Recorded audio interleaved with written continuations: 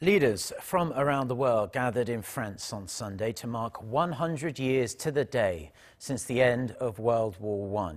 The leaders of France and Germany used the solemn occasion to warn against nationalism. For more on this and other news from around the world, let's turn to our Ro Aram. So Adam, tell us more.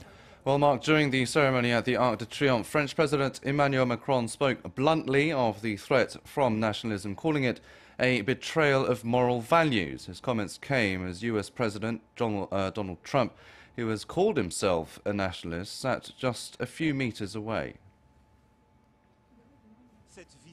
This vision of France as a generous nation with a vision which carries universal values has been, in those dark times, exactly the opposite of the selfishness of a people which only looks at its own interests.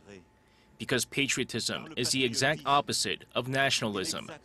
Nationalism is its betrayal. By pursuing our own interests first, with no regard to others, we erase the very thing that a nation holds most precious, that which gives it life and makes it great, its moral values. Also in the audience was Russian President Vladimir Putin, who was the last to arrive at the ceremony.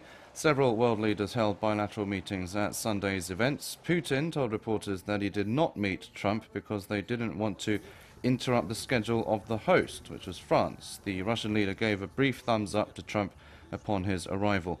Meanwhile, German Chancellor Angela Merkel echoed Macron's sentiment on nationalism during the Paris Peace Forum, which was held just after the armistice ceremony. She warned that, quote, blinkered nationalism was gaining ground in Europe and elsewhere. President Trump was absent from that event and left for the US shortly after it began.